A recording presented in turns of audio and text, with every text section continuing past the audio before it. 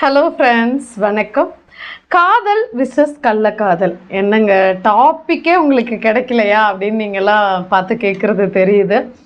இன்றைக்கி உலகத்தில் நடக்கக்கூடிய முக்காவாசி பிரச்சனைகளுக்கு இது ரெண்டுத்துக்கும் டிஃப்ரென்ஸ் தெரியாதது தான் காரணமோ, இதுக்கெல்லாம் என்ன காரணம் அப்படின்றத அவங்கவுங்க புரிஞ்சிக்காதது தான் ஒரு காரணமோ அப்படின்னு கூட எனக்கு தோணுது. என்ன அப்படின்னா, ஒரு காதல் அப்படின்ற ஒரு விஷயம் ஒரு தனிப்பட்ட மனுஷனுடைய உரிமை தான், உணர்வு தான் அப்படின்லாம் தெரியும். அந்த காதல் தாண்டி அது கள்ளக்காதலாக எப்போ உருவாகுது? ஒரு திருமணம்ன்ற ஒரு விஷயம், இந்த காதல்ன்ற ஒரு உணர்வு ஒரு மனுஷனுக்கு ஒரு அன்ஸ்டாப்பபிளான விஷயம்.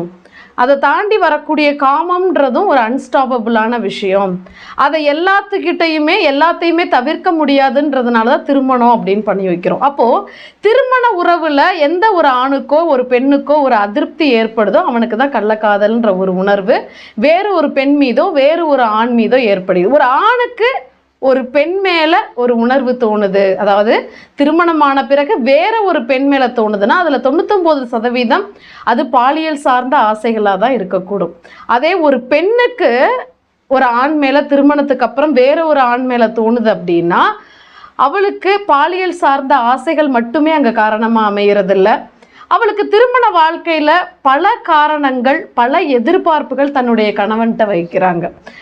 தன்னுடைய கணவன்கிட்டேருந்து ஒரு பெரும் காதல் கிடைக்கணும், அவர் தான் செய்யக்கூடிய சின்ன சின்ன விஷயங்களுக்கெல்லாம் ஒரு பாராட்டு கிடைக்கணும், தன்னை அழகாக இருக்கா அப்படின்றத புகழணும் அப்படின்ற பல எதிர்பார்ப்புகள், இதே மாதிரியான சின்ன சின்ன எதிர்பார்ப்புகள். ஆனால் அதெல்லாம் நிறைவேறாத போது சில பெண்கள் என்ன பண்ணுறாங்க அப்படின்னா, அதை போலியாக சில பேர் கொடுக்குறாங்கல்ல, போலியான பாசம், போலியான பாராட்டு, போலியான வர்ணிப்பு. இந்த வர்ணிப்புக்கெல்லாம் ஆளாகி கள்ளக்காதலில் மாற்றுறவங்களும் இருக்காங்க. ஆனால் ஒரு குடும்ப வாழ்க்கையில் இது எல்லாமே அமையக்கூடிய கணவர்கள் எல்லாருமே ஒரே மாதிரியே தன்னுடைய மனைவியை பாராட்டணும், தன்னுடைய மனைவி அழகாக இருக்கணும்னு வர்ணிக்கணுன்ற கேரக்டரோடு அமைகிறது கஷ்டம். அவருடைய இயல்பு என்ன, தன்னுடைய கணவனுடைய இயல்பு என்ன அப்படின்றத ஒரு மனைவி புரிஞ்சுக்கிட்டு அக்செப்ட் பண்ணிக்கிறதுக்குன்னு திருமண வாழ்க்கை முடிந்து ஒரு சில வருட காலகட்டங்கள் டைம் எடுக்குதுன்னே சொல்லுவேன். சில பேர் தன்னுடைய கணவனை புரிஞ்சுக்கிட்டு அவர் இப்படி தான், அவருக்கு இவ்வளோதான் தெரியும், இவ்வளோதான் பாராட்டுறதெல்லாம் அவருக்கு வராது அப்படின்ற ஒரு சில இயல்பை புரிஞ்சுக்கிறாங்க. ஒரு சிலர் அதை ரொம்ப எதிர்பார்த்து அது போலியாக எங்கேயோ போய் கிடைச்சோன்னே அப்படியே விழுந்துடுறீங்க. ஒரு ஷார்ட் ஃபிலிமு இடையில நான் பார்த்தேன். அதில் ஒரு பணக்கார பெண்மணி என்ன பண்ணுறா அப்படின்னா, ஒரு விபச்சாரம் செய்யக்கூடிய ஒரு ஆணை தன் வீட்டுக்கு அழைக்கிறா.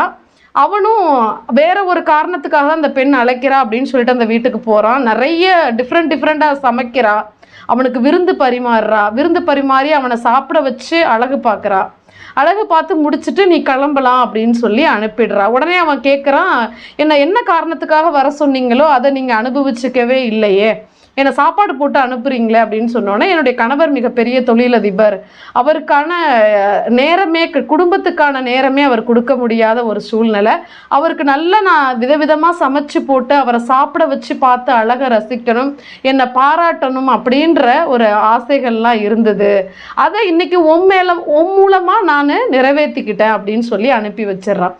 ஸோ பெண்களுடைய உலகம் எப்படி இருக்குது, மனம் சார்ந்த ஆசைகள் எப்படி இருக்குன்னா இது மாதிரி சின்னதாக தான். இது ஆண்கள் கண்டிப்பாக புரிந்து கொள்ள வேண்டும். அது தாண்டி ஒவ்வொரு விஷயங்களுமே குடும்பத்தில் ஒருத்தருக்கு ஒருத்தர் இது எல்லாமே ஒரே மாதிரியான, இப்படி சினிமாவில் காமிக்கிற மாதிரியான ஒரு கேரக்டர்ஸ் எல்லாம் 100% கணவனாவோ மனைவியாவோ அமையாது அப்படின்ற ஒரு இயல்பையும் புரிஞ்சுக்கிட்டோம் அப்படின்னா இதில் பெருசாக பிரச்சனை இருக்கிறதுக்கு வாய்ப்பே கிடையாது. அது மட்டும் இல்லாமல் ஒரு 20 வயதில் வரக்கூடிய காதல்னு சொல்கிறோம், 40 வயதுக்கு மேலே வரக்கூடிய காதலை கள்ளக்காதல்னு சொல்கிறோம். இது எல்லாமே ஒரே மாதிரியான காதல் அப்படின்ற உணர்வுகள் தான், எதிர்பாலினத்தின் மேலே வரக்கூடிய ஈர்ப்புகள் தான். ஆனால் அது ஒரு கட்டுப்பாடுக்குள்ளே இருக்கணும் அப்படின்னு தான் திருமணம்ன்ற பண்ணுறோம். திருமணத்தில் வரக்கூடிய அதிருப்தியினால தான் அது கள்ளக்காதலாக மாறுகிறது. ஸோ திருமண வாழ்க்கையை சரி பண்ணிக்கிறது மூலமாக தான் இது போய் நம்ம இதுல எல்லாம் சிக்காம திருமணத்தை சீரழிச்சுக்காமையும் வாழ முடியும். ஸோ காதலோ கள்ளக்காதலோ அதுக்குன்னு ஒரு அந்த உணர்வு வராமல் இருக்குமா அப்படின்னா கண்டிப்பாக இருக்காது. அன்ஸ்டாப்பபிள் தான். எந்த அளவுக்கு உங்களுடைய துணை மேலே ஒரு 2 இருதயம் எதிர்பார்க்கக்கூடிய உள்ளங்கள் எதிர்பார்க்கறது என்னன்னா அளவுக்கு அதிகமான அன்பு தான். அந்த அளவுக்கு அதிகமான அன்பை உங்களுடைய மனைவிக்கும் உங்களுடைய கணவனுக்கும் நீங்கள் அதை கொடுத்துட்டீங்க அப்படின்னா இது மாதிரியான ஈர்ப்புகளோ பிரச்சனைகளோ குடும்பங்களில் வர்றதுக்கு கண்டிப்பாக அவசியம் இல்லை. அதே மாதிரியான உணர்வுகள் வந்தாலும் அந்த குடும்பம்ன்ற வாழ்க்கையை நினச்சி பார்த்து அது மட்டுமே நிஜம் அப்படின்றதையும் புரிஞ்சுக்கிட்டீங்க அப்படின்னா கண்டிப்பாக எந்த விதமான பிரச்சனைகளும் இல்லாமல் ஒரு குடும்பத்தை ரன் பண்ண முடியும். கண்டிப்பாக இந்த பொங்கல் சிறப்பாக உங்கள் குடும்பத்துக்கெல்லாம் அமையறதுக்கு என்னுடைய இனிய பொங்கல் நல்வாழ்த்துக்கள். உங்களுடைய கணவரோடையும் உங்களுடைய மனைவியோடையும் சந்தோஷமாக குடும்பத்தோடு அந்த பொங்கலை கொண்டாடுங்க. என்னதான் கள்ளக்காதல் செய்தாலும் ப்ராக்டிக்கல் லைஃப்பில் உங்கள் குடும்பத்தோட உங்கள் மனைவியோட தான் அந்த பொங்கலை கொண்டாடணும், உங்கள் கணவனோட தான் இந்த பொங்கல் கொண்டாடணும். That is the life.